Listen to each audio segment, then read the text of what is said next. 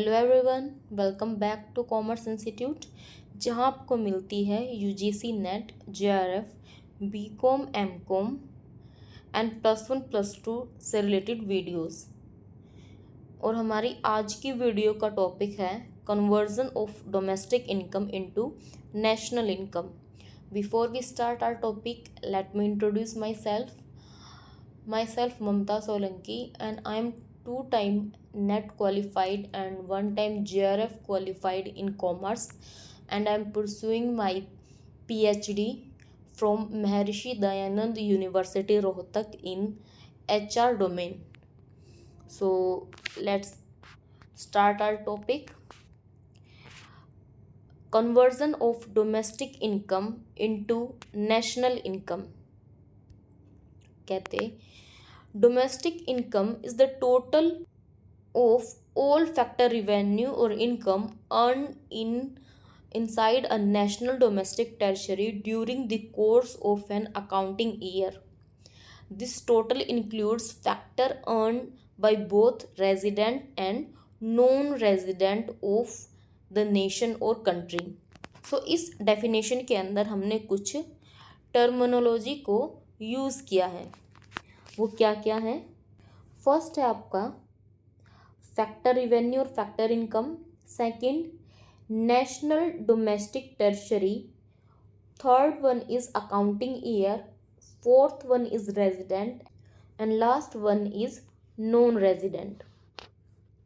सो इन सभी टर्मिनोलॉजीज को समझने के बाद ही हम अच्छे से समझ पाएंगे कि किसी भी कंट्री की डोमेस्टिक इनकम को नेशनल इनकम में कैसे कन्वर्ट किया जा सकता है। सो आइए वन बाय वन इन टर्मिनोलॉजीज को समझने की कोशिश करेंगे। First one is factor income. Factor income basically income को हम टू पार्ट में डिवाइड करते हैं।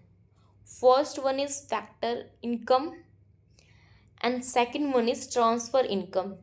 सो जो आपकी फैक्टर इनकम है वो एक अर्न इनकम है, यानी कि हम किसी सर्विस को या किसी एक्टिविटी को करने के बाद कॉम्पनसेशन में हमें जो भी इनकम रिसीव होगी उसको हम कहेंगे अर्न इनकम, जिसको अर्न करने के लिए हमें कुछ ना कुछ एफर्ट किए हैं। देन सेकंड है आपकी ट्रांसफ़र इनकम। ये वो इनकम है जिसको अर्न करने के लिए हमने कोई भी एफर्ट नहीं किया, हमने कोई भी एक्टिविटी नहीं की है। For example donation, gift, compensation, ये सभी चीज़ें हमें विदाउट किसी कॉम्पनसेटरी एक्टिविटीज़ के रिसीव होती है। सो इन इनकम को हम क्या कहेंगे? Transfer income. So national income के अंदर हम ट्रांसफ़र इनकम को इंक्लूड नहीं करते हैं। इसके अंदर आपकी क्या आएगी? ओनली फैक्टर इनकम, जो हमने अर्न की है। So factor income is the flow of income that is derived from the factor of production. हमने वेरियस फैक्टर ऑफ प्रोडक्शन के थ्रू जो भी इनकम अर्न की है उसको हम क्या कहेंगे? Factor income. इस फैक्टर इनकम के अंदर आपकी कौन कौन सी इनकम्स आएंगी? फर्स्ट, कॉम्पनसेशन ऑफ एम्प्लॉय, कि एम्प्लॉय ने अपनी जो भी सर्विस प्रोवाइड की है किसी भी प्रोडक्शन की एक्टिविटीज़ में, किसी भी बिजनेस में, किसी भी सर्विस में, तो उसके बदले उसको जो भी सैलरी मिली है वो किसके अंदर आएगी? आपकी फैक्टर इनकम के अंदर आएगी। Then second one is rent. किसी भी प्रॉपर्टी को लीज पर देने से हमें जो भी इनकम रिसीव हुई है उसको हम क्या कहेंगे? रेंट। और वो आपकी जो इनकम है वो फैक्टर इनकम के अंदर इंक्लूड की जाएगी। Third one is interest. अपने मनी को हमने बोरो करने के बदले में जो भी इनकम रिसीव हुई होती है, जो भी इंटरेस्ट मिलता है, वो आपके किसके अंदर आएगा? फैक्टर इनकम के अंदर आएगा। And last one is profit. किसी भी बिजनेस एक्टिविटी को करने से हमें जो भी इनकम रिसीव हुई है उनके सभी एक्सपेंसेस को माइनस करने के बाद, उनके सभी एक्सपेंसेस को निकालने के बाद तो जो हमारे पास बचा वो क्या होगा? प्रॉफिट। और उस प्रॉफिट को हम फैक्टर इनकम के अंदर इंक्लूड करेंगे। सो फैक्टर इनकम के अंदर आपका क्या क्या इंक्लूड किया जाएगा? Compensation of employ, rent, interest and profit. Then second है आपका domestic territory. Domestic territory is the geographical territory administered by a government, कि एक कंट्री की गवर्नमेंट अपनी कंट्री की जो भी बाउंड्रीज बनाती है, जो भी लाइंस बनाती है, उसके अंदर जो भी इनकम अर्न की जाती है, जो भी इनकम कमाई जाती है, उसको हम किसके अंदर इंक्लूड करेंगे, आपकी नेशनल इनकम के अंदर इंक्लूड करेंगे। And third one is accounting year. An accounting period, an accounting year is in bookkeeping is the period which reference to which management accounts and financial statement are prepared, कि किसी भी country का accounting year वो होगा जो भी किसी company के अंदर बुक प्रिपेयर करने के लिए, बुक मेंटेन करने के लिए टाइम पीरियड यूज़ किया जाता है। और आपके अकाउंट्स के अंदर किसी भी बुक को मेंटेन करने के लिए, किसी भी अकाउंट को मेंटेन करने के लिए कौन सा टाइम पीरियड फॉलो किया जाता है, 1 अप्रैल to 31 March. So 1 April to 31 मार्च आपका क्या होगा, अकाउंटिंग ईयर होगा किसी भी कंट्री के लिए नेशनल इनकम को कैलकुलेट करने का। And last one is resident और non resident. Income tax act 1961 के according an individual will be treated as a resident in India any previous year if he or she satisfy any of the following condition, कि आपका कोई भी person अगर इन दोनों में से कोई भी एक कंडीशन को फुलफिल कर देगा तो उसको हम क्या मानेंगे कि वो पर्सन क्या आपका रेजिडेंट ऑफ इंडिया है। और वो दो कंडीशन क्या क्या है, first is if he or she is in India for a period of 182 day or more during the previous year, कि प्रीवियस ईयर में अगर कोई भी पर्सन 182 डेज या उससे ज़्यादा दिन इंडिया के अंदर स्टे करता है और इनकम जनरेट करता है तो आपका क्या होगा, एक नॉर्मल रेजिडेंट माना जाएगा, एक ऑर्डिनरी रेजिडेंट माना जाएगा। उसके अलावा दूसरी कंडीशन क्या है, if he or she is in India for a period of 60 days or more during the previous year and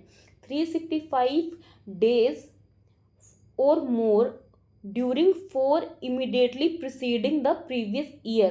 अब क्या कहा गया कि अगर कोई भी पर्सन 182 डे अगर प्रीवियस ईयर के इंडिया में नहीं रहता, किसी भी कंट्री में नहीं रहता, तो उसको भी हम ऑर्डिनरी रेजिडेंट मान सकते हैं। उसके लिए आपके क्या क्या कंडीशन है कि अगर कोई भी पर्सन प्रीवियस ईयर में बस 60 ही दिन रहा हो इंडिया के अंदर, लेकिन उस प्रीवियस ईयर के पिछले 4 सालों में अगर वो 365 डे रहा है तो उसको हम क्या कहेंगे, ऑर्डिनरी रेजिडेंट के अंदर काउंट करेंगे। फॉर एग्जांपल अगर हम 2023 की नेशनल इनकम को कैलकुलेट करें तो हमारा प्रीवियस ईयर क्या होगा, 2022।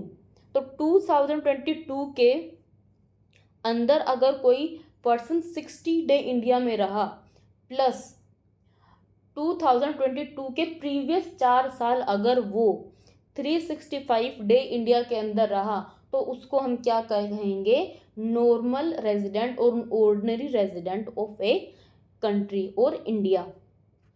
सो आई होप ये चारों आपको पॉइंट क्लियर हो गए होंगे। First one is factor income, second domestic territory, third accounting year, fourth one is resident और नॉन रेजिडेंट। अब बात आई आपकी इकोनॉमिक्स के अंदर कि ये आपकी बात थी इनकम टैक्स एक्ट 1961 के अकॉर्डिंग हम क्या करते हैं, किसी पर्सन को देखते हैं कि वो ऑर्डिनरी रेजिडेंट है या नहीं। लेकिन उसके अलावा जब हम इकोनॉमिक्स में नेशनल इनकम को कैलकुलेट करते हैं तो कुछ और कंडीशंस भी है जिनको हमने देखना पड़ेगा किसी भी पर्सन को ऑर्डिनरी रेजिडेंट डिक्लेयर करने के लिए। सो फर्स्ट आपकी क्या है कि आपके जो नॉर्मल रेजिडेंट है उसके अंदर क्या क्या इंक्लूड होंगे, आपके इंडिविजुअल और इंस्टीट्यूशन दोनों को ही ऐड किया जाएगा। अब दूसरी कंडीशन क्या है किसी भी पर्सन के रेजिडेंट होने की, कि वो पर्सन किसी भी कंट्री के अंदर 1 ईयर से ज़्यादा रहे और उसका जो इकोनॉमिक इंटरेस्ट है किसी भी इनकम को जनरेट करने का वो उसी कंट्री के लिए हो, तभी उसकी इनकम को हम क्या करेंगे, नेशनल इनकम के अंदर इंक्लूड करेंगे और उस पर्सन को नॉर्मल रेजिडेंट माना जाएगा उस कंट्री का। फॉर एग्जांपल कोई पर्सन ए है इंडिया से, वो कहाँ रह रहा है, यूएसए में। यूएसए में वो इनकम जनरेट कर रहा है और वहीं पर वो रह रहा है, 1 साल से ज़्यादा हो गया ए पर्सन को यूएसए के अंदर रहते हुए। अब उसने जो भी इनकम इंक्लूड की वो कहाँ पर रहने के लिए उसको यूज़ करे, यानी कि उसका इकोनॉमिक इंटरेस्ट क्या है, वो यूएसए ही है। तो आपका वो कहाँ का नॉर्मल रेजिडेंट माना जाएगा, यूएसए का। भले ही बाद में वो इंडिया के अंदर आ जाए, परंतु अगर उसका इकोनॉमिक इंटरेस्ट बाद में भी यूएसए ही रहेगा तो वो कहाँ का रेजिडेंट माना जाएगा, यूएसए का सिटीजन, यूएसए का रेजिडेंट ही माना जाएगा। देन आपका कोई भी पर्सन जो कि टूरिज्म के लिए आया है, स्टडी के लिए आया है, या फिर कॉन्फ्रेंस के लिए या किसी स्पोर्ट्स इवेंट के लिए किसी अदर कंट्री में रहता है और वहाँ पर रहते हुए उसको 182 डेज से ज़्यादा हो जाते हैं, तो उस पर्सन को हम उस कंट्री का, जिस कंट्री में वो रह रहा है, वहाँ का नॉर्मल रेजिडेंट डिक्लेयर नहीं करेंगे। फॉर एग्जाम्पल, कोई पर्सन ए है जो कि कहाँ का है, इंडिया का। अब वो पर्सन क्या करता है, पढ़ने के लिए कहाँ गया, वो यूएस से चला गया। तो यहाँ पर कोई पर्सन जब स्टडी के लिए, कॉन्फ्रेंस के लिए, या फिर मेडिकल ट्रीटमेंट के लिए, या किसी स्पोर्ट्स एक्टिविटी के लिए दूसरी कंट्री जाता है, तो बेशक उसको 182 डेज से ज़्यादा टाइम हो जाए, उसे यूएस से काम सिटीज़न या फिर नॉर्मल रेजिडेंट डिक्लेयर नहीं कर सकते। वो कहाँ का नॉर्मल रेजिडेंट डिक्लेयर किया जाएगा, इसके बावजूद इंडिया का ही नॉर्मल रेजिडेंट डिक्लेयर किया जाएगा। और आपका जो इंडिया का एम्बेसडर है रेस्ट ऑफ द वर्ल्ड के लिए, वो भी आपका नॉर्मल रेजिडेंट के अंदर ही इंक्लूड किया जाएगा। जो भी इंडियंस आपके फॉरेन एम्बेसी के अंदर काम करते हैं, वो आपका किसके अंदर इंक्लूड किया जाएगा, उनकी इनकम को नेशनल इनकम के अंदर इंक्लूड किया जाएगा और उन पर्सन को रेजिडेंट ऑफ इंडिया की तरह ट्रीट किया जाएगा। कोई भी फॉरेन सिटीजन अगर 1 साल से ज़्यादा इंडिया के अंदर रहता है तो उसको हम किसके अंदर इंक्लूड करेंगे, नॉर्मल रेजिडेंट ऑफ इंडिया के अंदर इंक्लूड करेंगे। लेकिन उसकी शर्त क्या है कि वो वहाँ पर रहने के पर्पज़ से रह रहा हो, ना कि स्टडी के लिए, मेडिकल के लिए, फिर किसी स्पोर्ट्स एक्टिविटी के लिए वहाँ रह रहा हो।